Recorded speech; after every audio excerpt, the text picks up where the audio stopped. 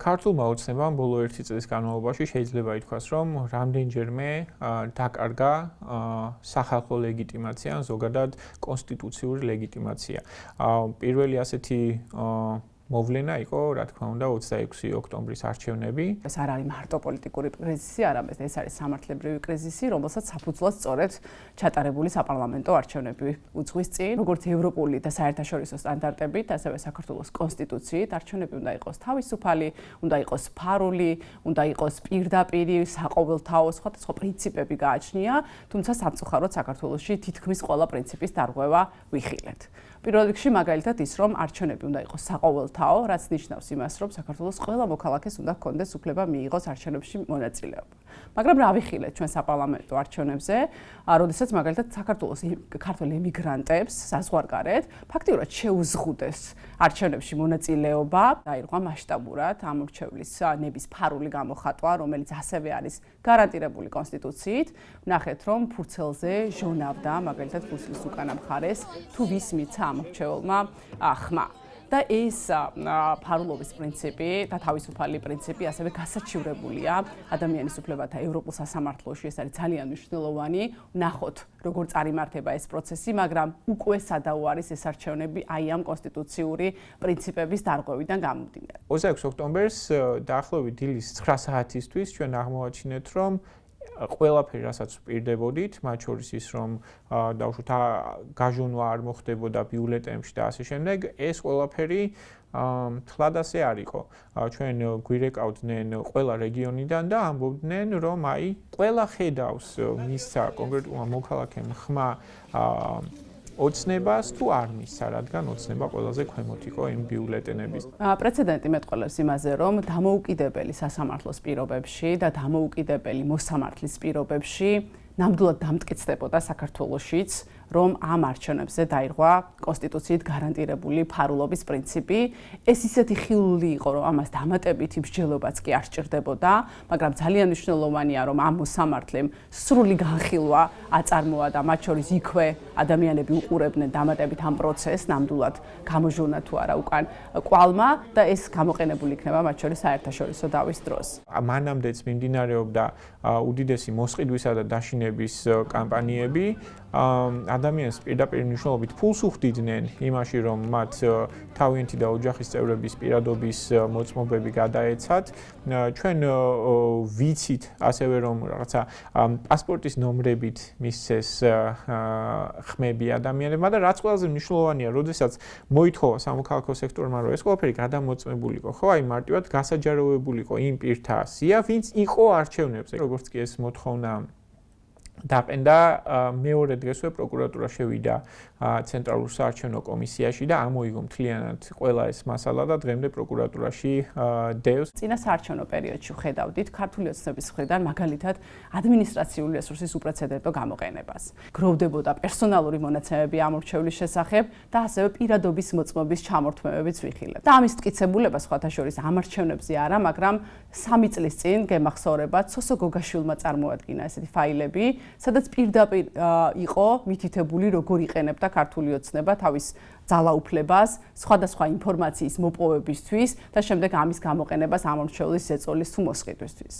ასევე არჩევნების დღეს ჩვენ ვნახეთ კარგად დავიწყებული ძველი ტრადიციული მეთოდებიც, მაგრამ ახალი მეთოდების გამოყენებას. ტრადიციულში გულისხმობ იმას, რომ მაგალითად ჩვენს ორგანიზაციას ისვეც ჰქონდა 13% უბნის გარეთ მოსყიდვის შემთხვევები, რაც არის უპრეცედენტოდ მაღალი მასშტაბი. მოსყიდვა იმდენად ფარული, დანაშაულია, რომ ძალიან იშვიათია, რომ დაინახო, ამიტომ ძალიან მაღალი იყო. ჩვენ დავინახეთ შემთხვევები, როდესაც ამორჩეულს მარკირებას არ უკეთებდნენ, არ ამოწმებდნენ, რაც ნიშნავს, რომ კარუსელის ინდიკაცია არის ეს. ასევე ვნახეთ ამორჩევლის მობილიზება, მოყვანა, მათი კონტროლი და არჩევნების შემდეგ ასევე აღმოვაჩინეთ, რომ უბნებზე გქონდა ისეთი უბნები, სადაც 100%-ზე მეტი მამაკაცი მივიდა უბანზე, ვიდრე ამ უბანზე იყო რეგისტრირებული. ამას დაემატა უპრეცედენტო მასშტაბის თანამედროვე გამოწვევა, რაც არის დეზინფორმაცია და საინფორმაციო მანიპულაციები, ძალიან მაღალი იყო ეს მასშტაბი საქართველოში, როგორც ქართული ოცნების მხრიდან, ქვეყნის შიგნით, ასევე რუსული საინფორმაციო ჩარევებით ძალიან დიდი იყო და ნუ უკვე არჩევნების შემდგომ ჩვენ ვნახეთ რომ საარჩევნო დავების, საჩივრების, სარჩელების განხილვა წარიმართა აბსოლუტურად უსამართლოდ, იგივე მიზეზიდან რომ არ გვაქვს თავისუფალი სასამართლო და რა თქმა უნდა ამ ყველაფერმა ერთად შექმნა ის გარემო რომ ვერ იყო არჩევნები თავისუფალი და სამართლიანი. მე მაშინ წარმოვადგენდი სადამკვირვებლო ორგანიზაციას, ვიყავი ხელმძღვანელი, ჩვენ ძალიან ბევრი წელი ვახორციელებთ ხმების პარალელურ დათვლას და მაშინ მივიღეთ ის გადაწყვეტილება, რომ მიუხედავად იმისა, რომ რიცხვები თანხმედრაში იყო CESCO-სთან, ჩვენ არ გამოვაცხადეთ იმ მიზეზიდან გამომდინარე, რომ ვთქვით, რომ ამდენი დარღვევის პირობებში შეუძლებელია, რომ ეს რიცხვები ასახავდეს ქართველი ხალხის ნებას და ჩვენთვის ძალიან რთულია ხო ესეთი შეფასებები, მაგრამ როდესაც დავინახეთ პირდაპირ ვთქვით, რომ ეს არჩევნები ვერ იქნებოდა ქართველი ხალხის ნების გამოხატულება. 26 ოქტომბრის შემდეგ უფრო მეტი სამხილიც გამოვლინდა, რაც შეეხებოდა აი ამ არჩევნების არლეგიტიმურობას და რა თქმა უნდა ეს ყველაფერი დაგვირგვინდა ოდირის დასკვნით, ეუთოს დასკვნით, რომელიც იყო ყველაზე კრიტიკული მას შემდეგ რაც ოდირი საქართველოს არჩევნებს აკვირდება. ძალიან ნიშანდობლივი იყო გასულ არჩევნებზე, როდესაც ეუთო ოდირმა თავის დასკვნა დადო, რომელიც იყო ერთ-ერთი ყველაზე კრიტიკული, რაც მე მინახავს, წაუმძღვარა სპეციალური განცხადება პრეს-რილიზი. და ესეთი რამ თქვა, რომ ამ ანგარიშს ვერ გამოიყენებთ არჩევნების აღიარებისთვის, თუ თუნდაც არ აღიარებისთვის, არამედ ქართველმა ხალხმა უნდა გადაწყვიტოს აი ამ დასკვნაზე დაფუძნებით, როგორი იყო არჩევნები და მისი ლეგიტიმურობა. და ზოგადად ეს დასკვნა იყო ძალიან კრიტიკული, იქიდან გამომდინარე, რომ მე დიდი ხანი არჩევნებზე მუშაობ და ასეთი კრიტიკული დასკვნა ბოლო წლებში ქართული ოცნების პირობებში ყოველ შემთხვევაში საერთოდ არც კი გვინახავს ნამდვილად. ამიტომ ქართველმა ხალხმა უნდა გადაწყვიტოს, როგორც ვთქვით, და სწორედ ამას მოაქვს ლეგიტიმურობა. ერთი, საერთაშორისო ასპარეზზე როგორი აღიარება და მეორე, ხალხი აღიარებს თუ არა იმ არჩევნებს, რომელიც ჩატარდა და ჩვენ ვხედავთ, რომ არჩევნების შემდეგ მოქალაქეები უკვე თითქმის 1 წელია იკრიბებიან და სწორედ მოქალაქეები არ აძლევენ პირველ რიგში ლეგიტიმაციას ამ არჩევნებს, იქიდან გამომდინარე, რომ ვერ გამოხატა ქართველი ხალხის ნება ამ არჩევნებს. მათ გამოაქვეყნეს დასკვნა, რომელიც შედგებოდა 11 ნაწილისგან და ერთის გარდა ყველა იყო კატასტროფულად კრიტიკული. ის ერთი იყო შეეხებოდა მხოლოდ ადმინისტრირების ნაწილს, რომ აი ბიულეტენები არ გათავდა. ამ დასკვნამ საბოლოოდ გაამყარა და შემდეგ გახდა ეს ყველაფერი საერთაშორისო ადვოკატირების საფუძველი იმის შესახებ, რომ საქართველოში 26 ოქტომბრის არჩევნები ქართულმა ოცნებამ მოიპარა. მაღალი რანგის შეხვედრებზე ჩვენ ვხედავთ, რომ ქართული ოცნება არსად არ არის მიწვეული, მათ ხელს არ ართმევენ ევროპელი ლიდერები და იგივე მაგალითად ამერიკის შეერთებულ შტატებში მიუხედავად არაერთი მცდელობისა, ჩვენ ვხედავთ, რომ მათ არანაირი ურთიერთობის აღდგენა არ უხერხდებათ და ქვეყნის შიგნითაც სწორედ ეს არის ქართული ოცნების ერთ-ერთი მთავარი პრობლემა, რომ პროტესტი არ სრულდება და იმიტომ ვერ სრულდება პროტესტი, რომ მათ არ აქვთ ლეგიტიმაცია. ეს რომ ასე არ იყოს, ყველანაირი კრიზისი მოგვარებადია. მეორე ნაბიჯი, რომლითაც ქართულმა ოცნებამ მთლიანად უღალატა ქართულ ხალხს. ეს იყო ირაკლი კობახიძის 28 ნოემბრის განცხადება. მივიღეთ გადაწყვეტილება 2028 წლის ბოლომდე დღის რიგში არ დავაყენოთ ევროკავშირთან მოლაპარაკებების გახსნის საკითხი. მე მახსოვს 28 ნოემბერი, ზუსტად მაგ დროს ჩვენ ოფისში ვისხედით და არ ვიცოდით რა გვეთქვა, რა გველაპარაკა, ერთადერთი რაც მაშინ ვანო ჩიკვაძე მოიფიქრა, იყო რომ უბრალოდ ადგა, წავიდა და დაჯდა პარლამენტის წინ მარტო საქართველოს თავისით ცალმხრივად და ერთმნიშვნელოვნად ჩახსნა ჩაწყვიტა კავშირები ევროკავშირთან. ეს იყო განცხადება, რომელიც სრულად ეწინააღმდეგება, რა თქმა უნდა, ჩვენი კონსტიტუციის 78 მუხლს, რომლის თანახმადაც ყველაფერი უნდა გააკეთონ სახელმწიფო ორგანოებმა იმისთვის, რომ უზრუნველყოფილი იქნას ჩვენი ქვეყნის ინტეგრაცია ევროკავშირსა და ნატოში. თავისთავად ეს ფაქტი, რომ კონსტიტუციის დანაწესის პირდაპირ საწინააღმდეგო წავიდა რომელიმე პოლიტიკური ძალა, ეს უნდა ყოფილიყო თავისთავად იმის საფუძველი, რომ რაღაც ახალი არჩევნები ჩანიშნულიყო ელემენტარულად, რადგან ეს არის პოლიტიკური ძალა, რომელსაც ბანერებზე ეწერა ევროპისკენ გვინდაო ღირსებით, მაგრამ ევროპისკენ მივდივართო და არჩევნებიდან 1 თვისა და 2 დღის შემდეგ მათ შეცვალეს მთლიანად, მათ მოატყუეს ხალხი. ამ წინასაარჩევნო დაპირებით მათ არავითარი უფლება აღარ ჰქონდათ, რომ ამის შემდეგ რაიმენაირი ლეგიტიმაციით გაეგრძელებინათ მოღვაწეობა საქართველოს პარლამენტში თუ არა ახალი არჩევნების საფუძველზე.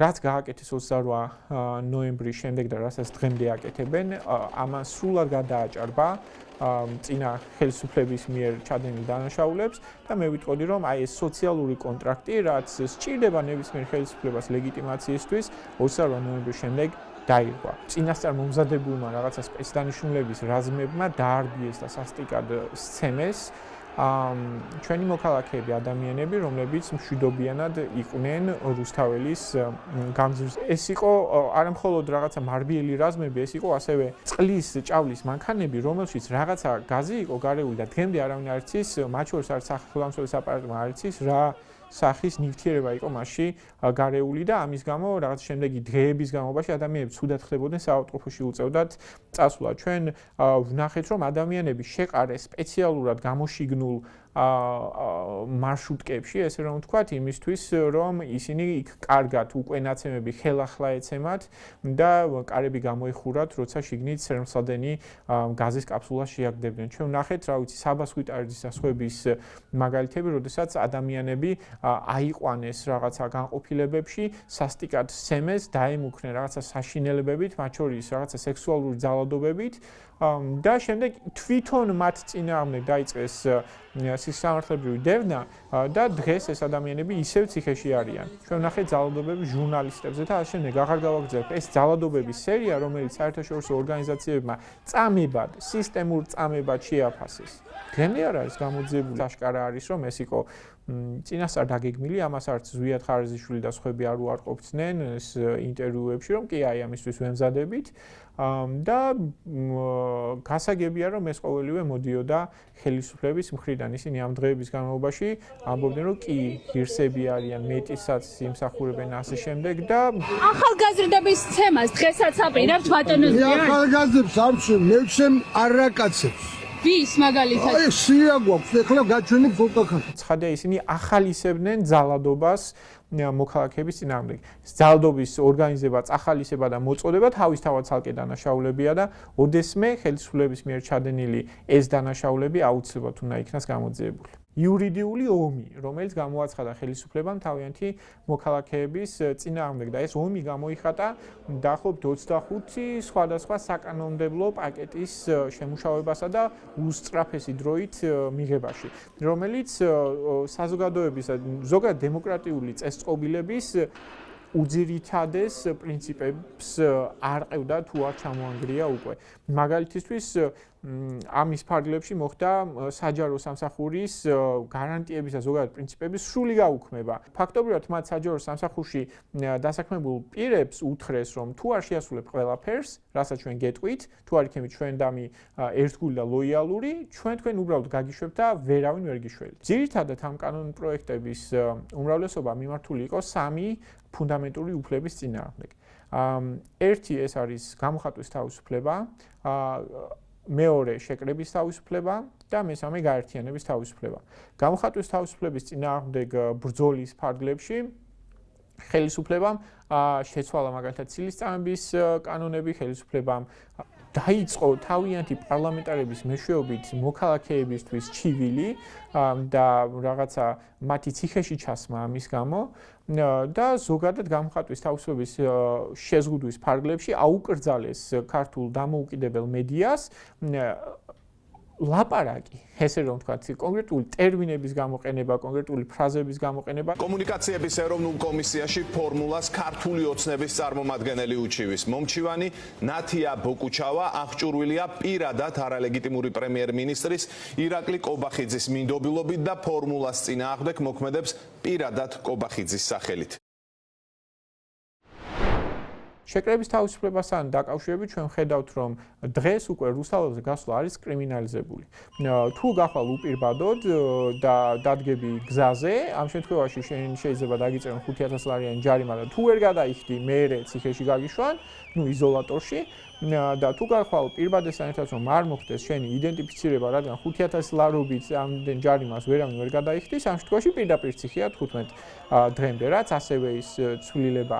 თავისთავად ეს 5000 ლარი არის 10ჯერ და 20ჯერ გაზრდილი ჯარიმა იმისა, რაც მანამდე საერთოდ არ არსებობდა. 20ჯერ გაზრდა რიგ სამართალდარღვევებზე ჯარიმებისა, ეს არის სრული სიგიჟე, რაც არ მომხდარა საერთოდ არც საქართველოს არ მახსოვს რომელი ქვეყნის სამართლებრივ ისტორიაში შეიძლება მომხდარიყო ასეთი რამ. მათ მოიგონეს ახალი სამართალდარღვევები და ახალი სისხლსამართლის დანაშაულები, რომ როგორმე მოქალაქეებისთვის ეს შიში შეექმნათ. და მესამე ეს გაერთიანების თავისუფლება, ეს ცხადია მიმართული იყო იმისკენ, რომ ჩვენ დავიქსაქსოთ, ჩვენ აღარ გავერთიანდეთ რაღაცა ერთიანი მიზნების მისაღწევად და ამ კუთხით ყველაზე მნიშვნელოვანი სამართლებრივი პაკეტები იყო ეგრეთ წოდებული ფარას, რომელიც არაზუსტი თარგმანია და კიდევ სხვა პრობლემები აქვს, გრანტების კანონში ცვლილების განხორციელება, რუსული კანონის მიღება და ასე შემდეგ. ამ კანონების მეშვეობით ხელისუფლებამ ფაქტობრივად მთლიანად გადაკეტა უცხოეთიდან რაიმე ტიპის დაფინანსების მიღების შესაძლებლობა ნებისმიერი საინიციატივო ჯგუფის ან ნებისმიერი გაერთიანებისათვის. ეს არ ეხება მხოლოდ არასამთავრობო ორგანიზაციებს, ან თუნდაც ისეთ არასამთავრობო ორგანიზაციებს, რომლებიც სამართალზე, კორუფციაზე და ასე შემდეგ დემოკრატიაზე მუშაობენ. ეს ეხება ყველას. ეს 4 აშკარა საფუძველი ნებისმიერ დემოკრატიულ ქვეყანაში მოითხოვდა ნაადრევ არჩევნებს ან ხელახალ არჩევნებს, სულ ერთია როგორ შევფუთავთ ამათ. არალეგიტიმურმა პარლამენტმა შექმნა არალეგიტიმური კომისია, რომელმაც ადგა და დაიჭირა პოლიტიკური პარტიების ლიდერები. ან გააქცია ქვეყნიდან. ეს არის ყველაზე მარტივი შეჯამება, რაც აი ამ პროცესში შეიძლება ჰქონდეს.